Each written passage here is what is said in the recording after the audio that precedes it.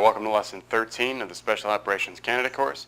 In this lesson we're going to be talking about core beliefs and why they're important, how they tie into attrition and people not making it through pipeline. So let's talk about some real quick concepts of motivation. I'm not going to go really in depth here. We'll cover that in later lessons where we focus specifically on motivation. This is still the induct period, so we're just keeping things real simple for now. So when we talk about core beliefs, beliefs are a very significant type of motivator, and we'll get into that more in just a second. But we can think of motives first as one of two things. Motives are either intrinsic or internal, we're just going to say, or extrinsic, or we're just going to say external. And so let's abbreviate them just like that.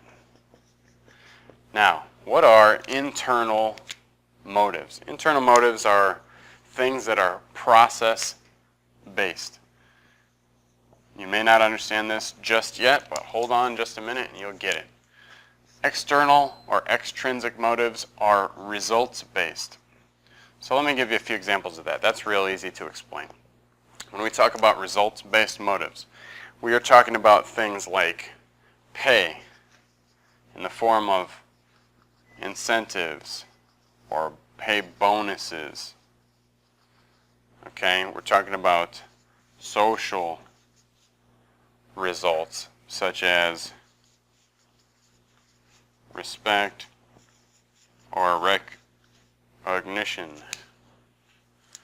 Okay, so those are two various forms of results. Those are all extrinsic or external motivators.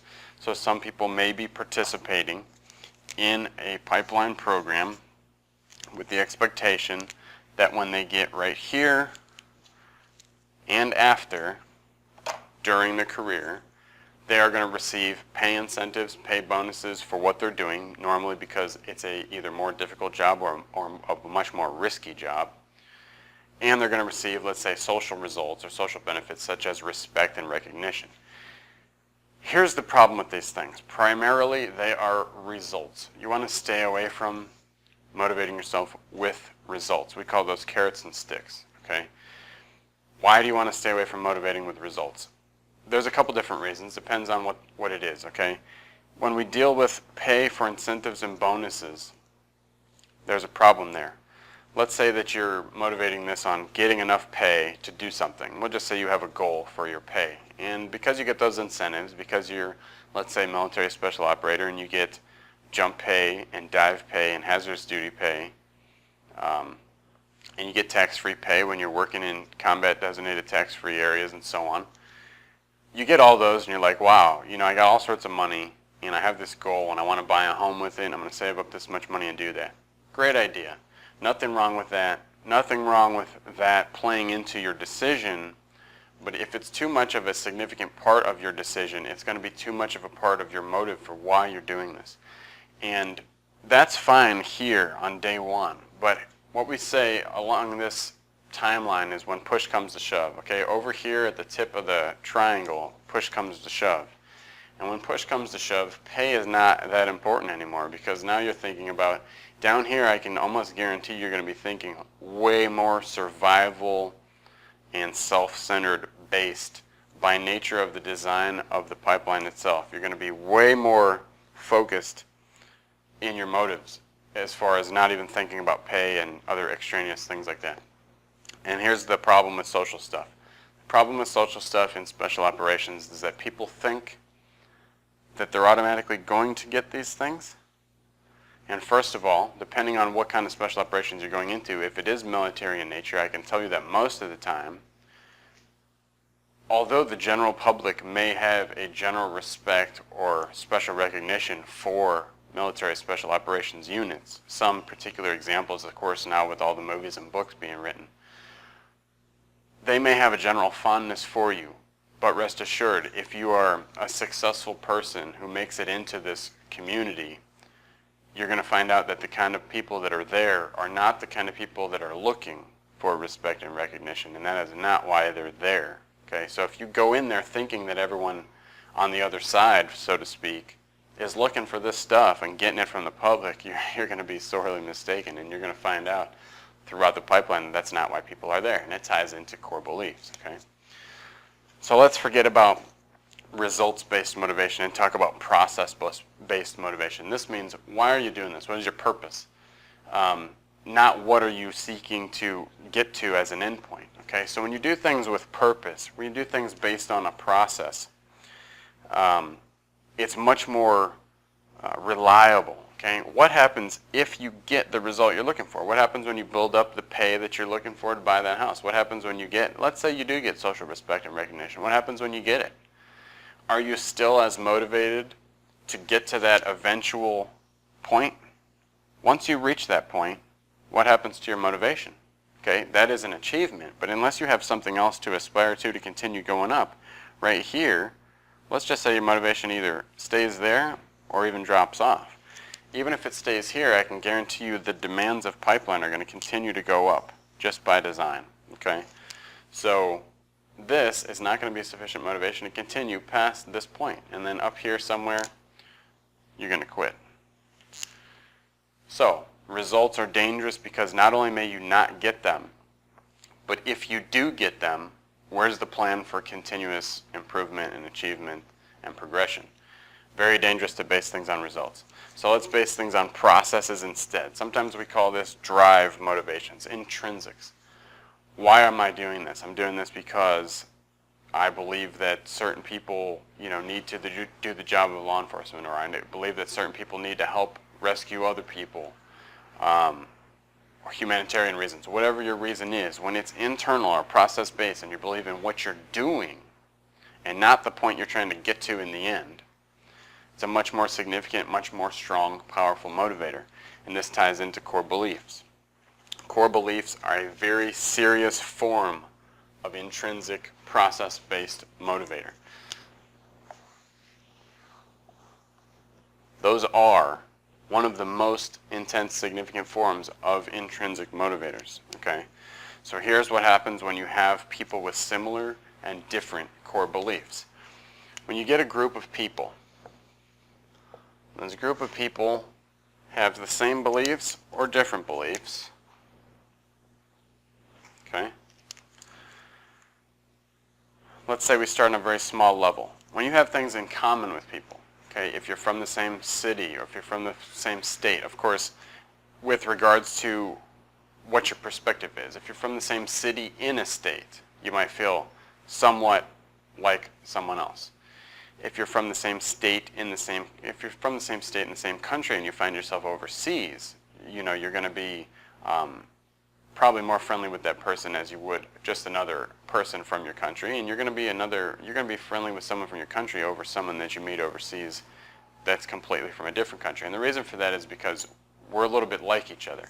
You're from my country, you kind of understand my way of life and kind of have a general idea of maybe my core beliefs. Not a very concrete idea, but a general idea. And the more we can really zone in on someone's core beliefs and the more we know about their core beliefs and we can compare them to ours, the more ability we have to create a bond with them, okay? And why is a bond essential? Again, we're going to go into teamwork in much more detail. Let's just keep it simple for now. When I get these 4 people together and I ask them to create a team, okay? If I put them on a squad together and expect them to operate as a functional, effective team, I'm asking them to trust each other. The reason I'm asking them to trust each other is because in special operations, where the risk is very high and the consequence of getting stuff wrong is normally very high, people want to know that somebody else has got their back. Okay? People always want to know that somebody else has their back. But in these situations where the risk is high and the consequences are high, people need to know that somebody's got their back or they cannot perform their job effectively. And so the reason that special operations succeeds is because of teamwork, effective teamwork. I don't care what special operations career you want to go into. I don't care if it's military, rescue, law enforcement, intelligence. Sometimes people think intelligence guys are lone wolves. That's completely not true. That's just like a public myth kind of thing. They work as part of an intelligence team. They happen to be maybe the part of it that kind of gets thrown out there the most because they're out in intelligence collecting activity and so on. but they are part of a team and they have to work as a team to be successful. So regardless of the special operations you're actually going into, it's essential that you're going to have to work as a team with your peers. How do we get the best, most effective team? We create trust. You have to have a very serious level of trust in these lines of work in order to have effective teamwork. How do we have trust?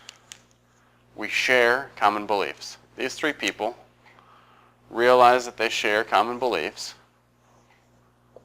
and depending on the extent of those core beliefs, how deep they go, how much we know about everyone else, the stronger that trust can be.